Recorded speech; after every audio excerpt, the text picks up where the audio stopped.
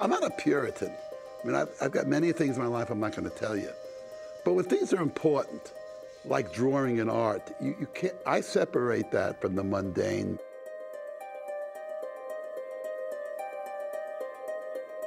You're being handed an opportunity, but you keep crawling back to Katzenberg and saying, hire me. I want to make $10 million. I want to make $7,000 a week. I want to buy these fancy pants.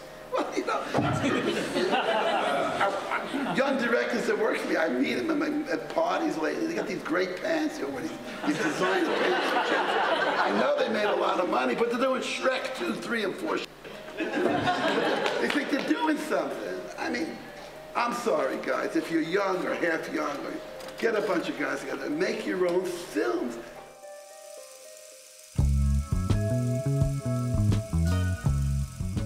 Back in the 70s, Disney was turning out this treacle. It was, you know, Aristocats, Robin Hood, who cared?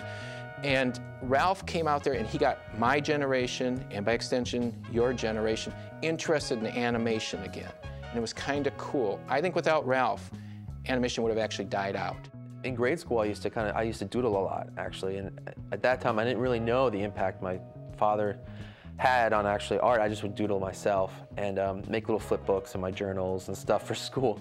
And I'd ask my dad, you know, how do I draw an elf? Do you know how to draw an elf? Like actually not even knowing necessarily when I was really young that he had drawn billions of elves. And Ralph was one of the few who broke through consistently making films, animated films that were treated an adult audience like adults. So Ralph to me is probably the most significant person in the last 40 years of animation.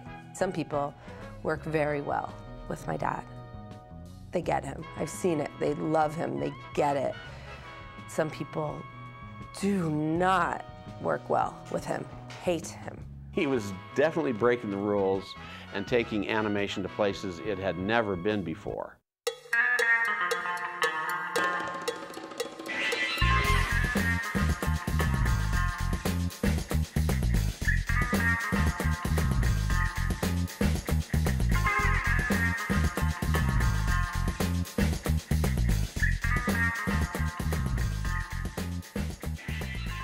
If you don't do it Disney's way, you're nothing in your craft. And every animator said, yes.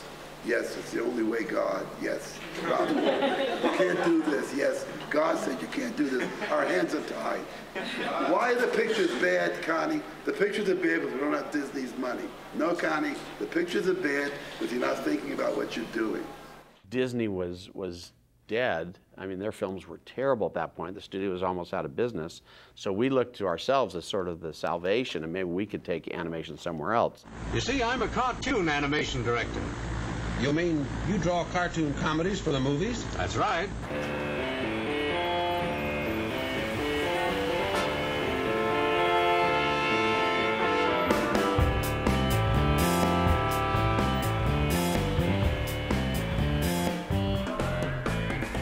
Ralph grew up dirt poor in Brownsville, Brooklyn. I didn't know I was poor. I knew we didn't have as much as we were supposed to have, but it didn't matter. Quite simply, Brownsville was a ghetto, a very Jewish, very black, very Irish, very Italian. It was a very wonderful, wonderful place to grow up because of the different ethnic qualities to it that I enjoyed very much.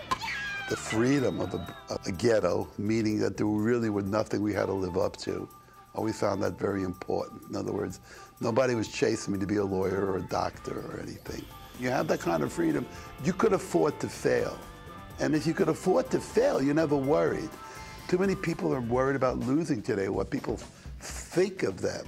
Political correctness, that'll kill an artist. You know, if you're worried about what people would think, you're never going to do Heavy Traffic or Fritz the Cat.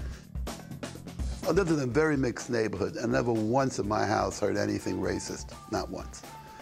There wasn't a racist line said about any religion or any person. I grew up 100% clear of that. That also allowed me to treat people as I treat them, but it also allowed me to look at people as who they were.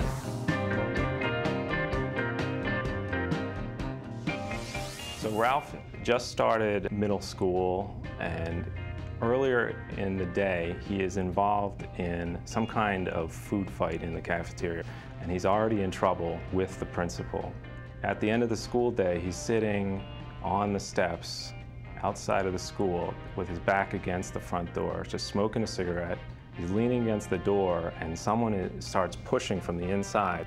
And Ralph gets angry, and suddenly someone just pushes with such force that the door opens, and it's the principal again. So it's twice in one day with the same principal. And it's that second meeting where I tried to save face, and I just told him I was a great artist. Now, where that came from and how that came, it came from reading comic books, maybe. And a light bulb goes off over the principal's head because he knows there's a technical art school that he can send kids like Ralph to get him out of his hair. So it was that incident that got me into art school that changed my life.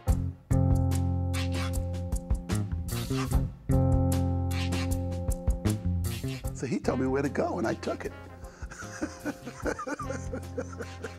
That creep. Not long after, he makes the arrangements, and Ralph finds himself going to Manhattan for the first time in his life.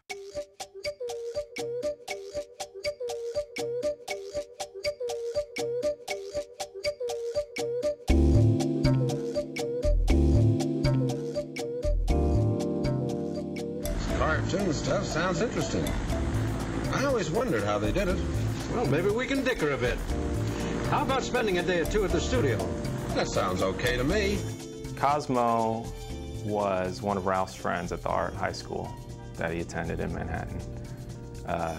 Cosmo got himself a job at Terry Toons, which is a cartoon company in New Rochelle, New York, and in turn said, Ralph, you got to come out here and work.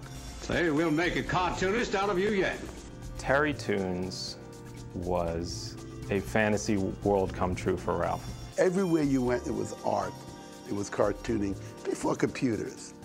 You know, everywhere on the floor, thousands of drawings, thousands of women sitting there painting cells, all these great characters and inking by hand. It was a fairy tale come true. I couldn't wait to get to work. I would have paid them. So I spent years there painting and inking and everything, and I was very anxious to get to animate because I could. And I did all the work, and I'd go home every night and animate on my own. So I'm sitting there saying, I've had enough of this. I'm not waiting anymore. And so I picked up my desk at lunch when nobody was around. Picked up my desk and said, I'm going downstairs, I'm going to animate. And Ralph was the only Jewish person there. You know, he was kind of a little bit of an outcast, and he had the ability and the talent, and he was passed up several times, you know, for promotion and moving ahead. Production manager comes through. He says, what are you doing here? Because he knows I belong upstairs with inkers and painters. I said, well, I'm animating. What do you mean what I'm doing here? He said, what do you mean you're animating? I said, well, I'm animating. Ask Connie. Connie was the director.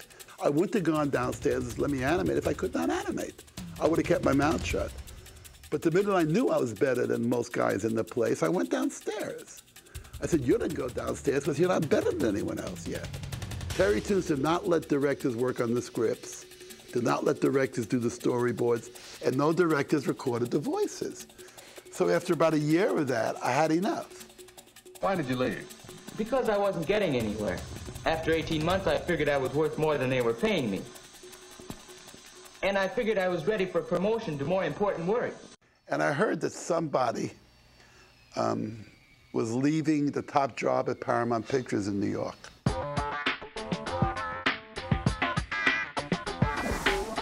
I called someone at Paramount. I said, I'd like to inquire about the job. He says, come on down. And after an hour and a half of talk with him, he hired me. And they gave me Paramount Cartoon Studios to run at, I don't know, 25, 26, I don't know.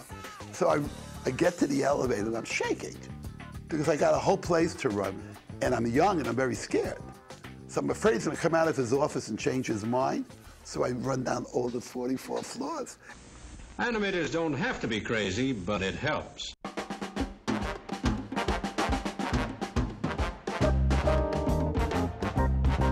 If you don't like the way things are done, you can spend a lot of time complaining about it. That was Walter's usual way. But this time, he got an idea. So Ralph was in New York, and he knew this producer, Steve Krantz, and he was telling Krantz, I want to make a feature film, and I've got the script right here. Ralph had Heavy Traffic, which ended up being his second feature he had already written an outline for. And Steve Krantz said, no, you've got to produce an existing property. So at the same time, underground comics were breaking out. Robert Crumb, of course, is the author of Fritz the Cat. And Ralph picked up the Fritz collection at the bookstore and he put it on Steve Krantz's desk and said, let's make this then.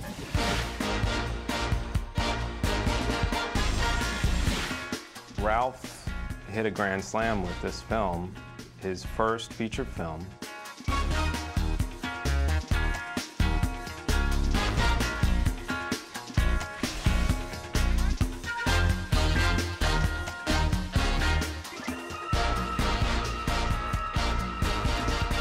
For Ralph, it was another stepping stone towards getting to produce the kind of pictures he really wanted to produce. I was sick and tired of the cartoons they were making.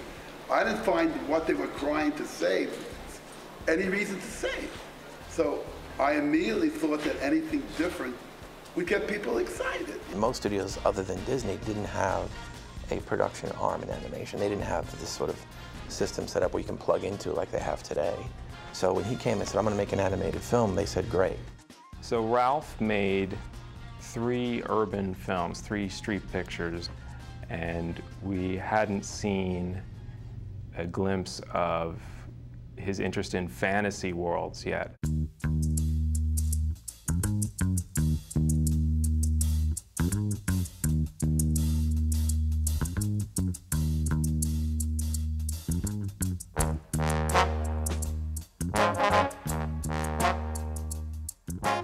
I went to Wizards because my pictures before that, Coonskin, Heavy Traffic, Fritz the Cat, Hey Good Looking, the fights were, look, let me clear something up in this heroic business. The fights were incredibly hard. Studios were ready to sue me for all kinds of reasons, degeneracy, anything they could make up. It was only by a hairbreadth that they decided not to. Artists have been, doing this for as long as time. Artists have been ridiculed, have been praised for their opinions and their visions. And I think that, Ralph is no different. So the point is, I wanted to make something that would keep me excited. Because being bored at your art form is not a good thing. He drew what he saw. He drew the reality of things around him. He is not worried about offending people.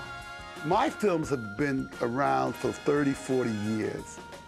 People are rediscovering them each 4 years in colleges, and they are stunned. I'm a professor at a university, and we like to show his films in class. And sometimes the students will react. I mean, they all love it, but sometimes we get hesitant. The program director says, I don't know if you should show this R-rated / X-rated movie. They all have respect for my dad, but there's always that little bit. It's the only kind of film where it's like, those films, Heavy Traffic, you have to think twice before you view it. Was I ahead of my time? No. Everyone else is behind. I'm not ahead. I'm doing what's right for an artist. He's doing what he believes in. So I'm not ahead of my times. What I am is honest. What they are is dishonest.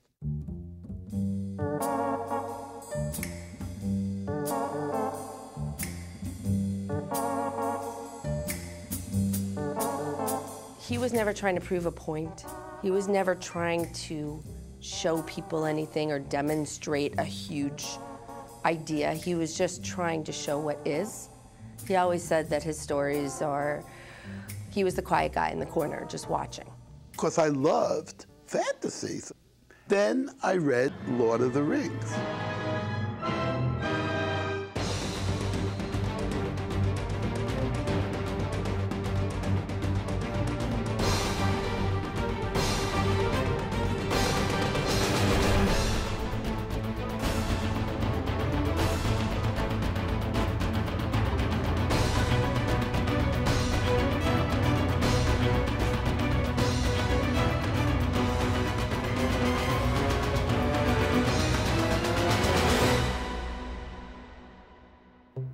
And I went nuts. I mean, it was probably the greatest fantasy for realism. Tolkien is so brilliant, so great. Here's a totally believable world he put together. You know, every page, detail on what they're eating and how they look and how they feel. I've never read anything like it in my whole life to this date.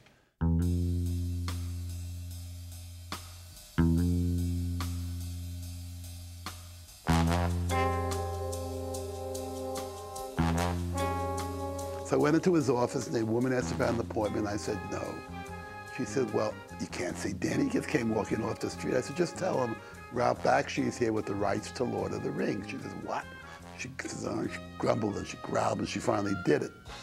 She does it, the door swings open, he comes storming out of his office. You got what, Ralph? Ralph would just basically, go into a studio executive's office, pitch an idea, and they would, they would greenlight it many times off his pitch. And then they fired Dan Melnick next week. And this guy, Dick Shepard, comes in. Shepard calls me into his office, he says, Lord of the what? I say, well, Lord of the Rings, we have a deal. He says, I don't want to make that stupid picture. I say, oh, I said, give me my rights back. He says, we don't want to give you your rights back. So I said, why don't you take your $100,000 back? Would you give me the rights? He says, yeah, I'll do it if you give me back the $100,000. I said, oh, yeah. I mean, this picture made billions of dollars years later, and these are the kind of geniuses you have in Hollywood, right? I do think that he was lucky. I think he was lucky in a lot of situations. When you hear his entire life story, he's been in so many situations, like walking into an elevator, walking into a coffee shop, things roll, somebody's like, hey, all right, I'll fund your film, all right.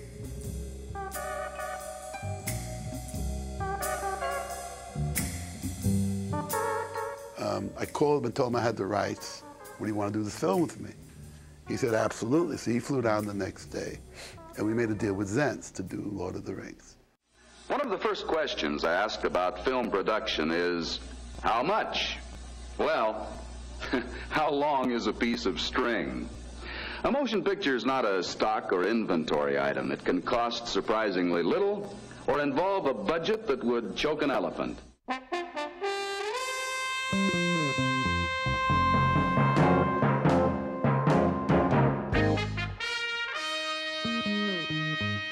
It was a point in my life where I had read it in high school, and all my friends had read it, and then when word got out that he was doing it, it was, people were incredibly excited, and they were also warning me that he better get it right.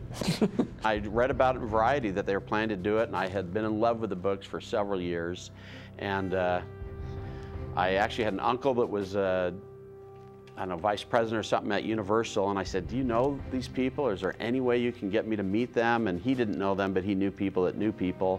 So he was able to help me get an interview with Ralph. The Lord of the Rings is in many ways like a scholarly edition of a work of medieval literature, such as Tolkien would have studied. How do you get that across on screen? The choices have to be made, and the full depth is something that is unlikely ever to be accessible from the screen. He hired me not originally to write the screenplay, but just to do research to say what the costume should look like or what the characters would be doing at a certain time. So I was able to get a job. He wouldn't, I was an unknown, so he didn't hire me off the street to be the screenwriter.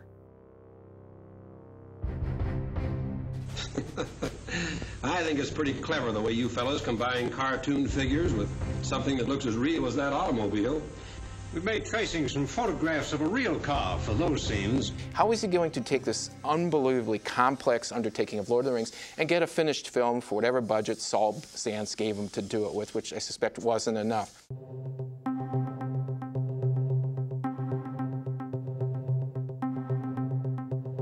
And what is rotoscope? Rotoscope is where you shoot live action and you produce photographs from the live action frame by frame. If you put these photographs on an animator's desk and have them draw over the photographs, you now have a pencil drawing of the drawn photograph. When you flip the pencil drawing, it's going to move just like the photograph, more or less. Well, the rotoscoping technique of actually hand drawing over live action really allowed the film to have a look, a really special look to it, this really fluid movement look that, and allowed allowed the film to have realistic movement on characters like horses or battles. You can't animate that realistically. You can't. From pure imagination, you can't. It's impossible. So I decided to shoot the whole movie. I said, my God, this is the only way to do it. Once I decided that, I knew I could do the movie. Aragon. Aragon, go to Minas Tirith. Save my people. Boromir's death is one of the, you know, if you think about it, it's an animated scene, but it feels like a live action film, the subtlety of it, the camera work.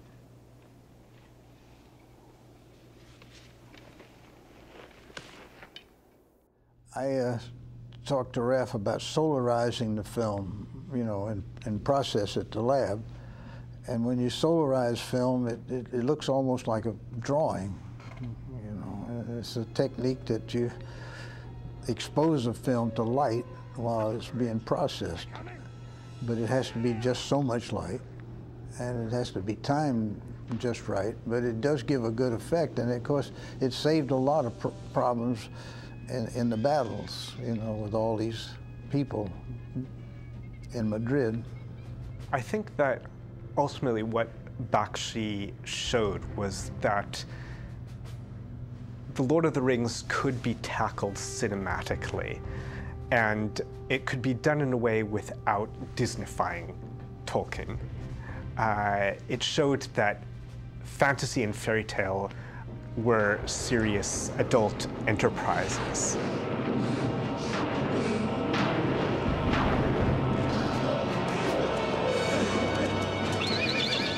There are 3,000 people in costume, all stationed and positioned. There are 8 cameras ready to roll, right? It took me all morning to set up, and they're all out there. And it's cold. And I finally get camera 1 ready, camera 2 ready, camera 3, and everything's positioned on a bullhorn, right? And I'm saying, roll camera 1. Each camera starts to roll, 8 cameras, because you don't want to miss the action from every angle, you know, you don't want to. And this communist leader who's running the entire thing stands up and says, lunch. And everybody stands up in costume, drops their swords, and walks away. I was out of my mind.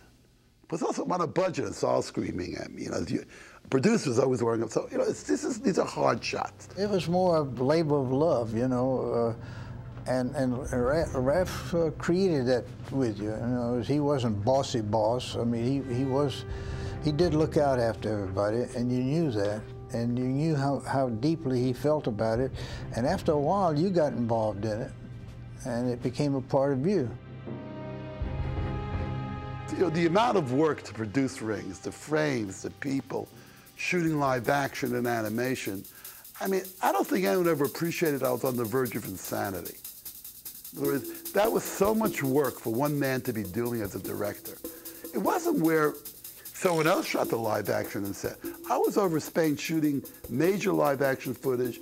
I had 3,000 people in the studio back in New York animating. I'm fielding 500 calls a day from the problems in the studio. I'm shooting an entire live action movie, and I'm trying to eat dinner with Zents at night who wants to be talked to.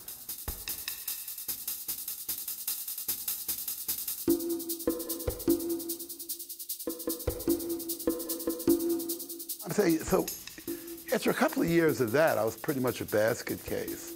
We were working 7 days a week, 12 hours a day. We'd literally leave at 8 at night when it was getting dark and say, okay, I'll see you at sunrise. And you'd come back the next day and you'd work and you'd work and you'd drink coffee. And a lot of people throwing things away, drawing not good, throwing things away.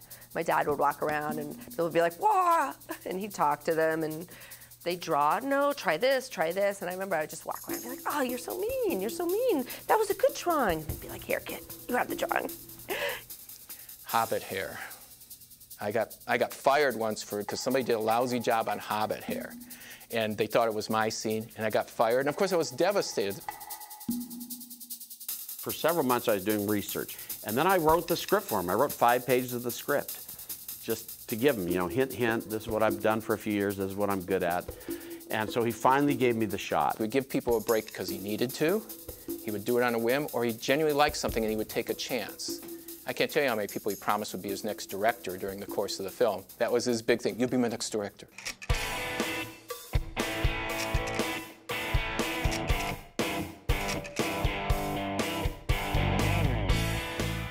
Jagger, who always wanted to play Frodo, but I found out later that's why he really came up. But when Mick Jagger really came up and walked through the studio, the girls went crazy. No one could talk. Everybody was shaking. People were running into hallways screaming. You had this thundering hooves, people running up and down the stairwells trying to get to see him. And it was bedlam. The management eventually threw Bakshi Productions out.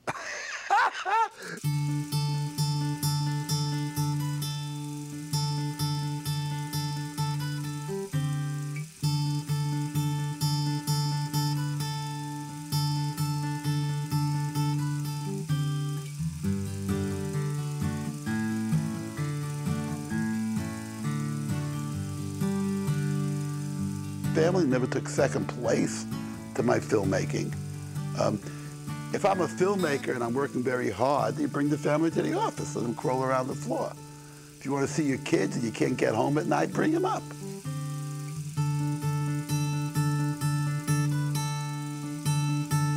It's your family. What else you got? I mean, you got a car, you got a dog, you got your family. That's it, you know. Because he threw me right in there. He didn't kind of warn me. I just showed up on set and he said, "Mark, you're gonna go do this." And I'm like, "What?" He goes, "Yeah, go over there. You have to take the camera crew. Here are the storyboards. I want get me these angles." And I might have been 17. He brought us in for voices. He brought his father in for voices. He just does a lot of voices. I ran my own company. We didn't have budgets big enough to hire all the people that I would have needed to cover me. So Liz came in and took care of all the business. I don't have to bother with it. She wasn't ever telling me, like everyone else was, to be more commercial.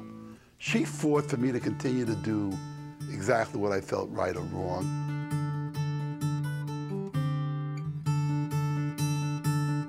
I'd be dead if it wasn't for her. I mean, I'd be a drug addict or gone. It's another story, so.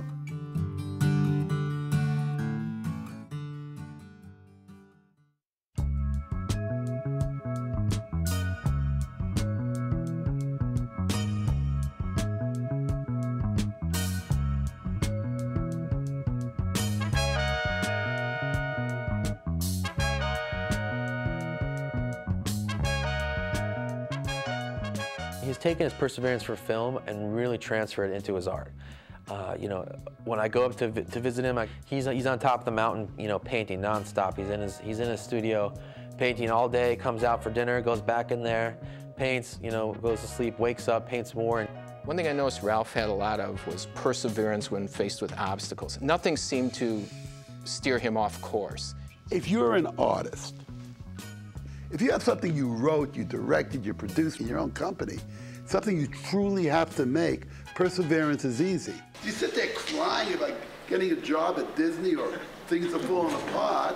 The same thing the old animators were doing when I was a kid. It's all crumbling. It's not crumbling. You're crumbling. What I tell people about Ralph is, whether you like Ralph or hate Ralph, whether you like Ralph's films or hate Ralph's films, he made 8 films in 10 years exactly how he felt like it. He didn't do focus groups. He didn't care what the marketing people said. He did what he wanted to do, and I think that's why he was successful. He got people to give him money to make animation when nobody gave a shit about animation.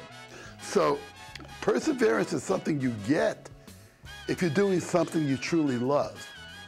And perseverance is something you don't have if you don't care about what you're doing. You think I would have gone to the extent I went with people and finding them if I didn't care about the films?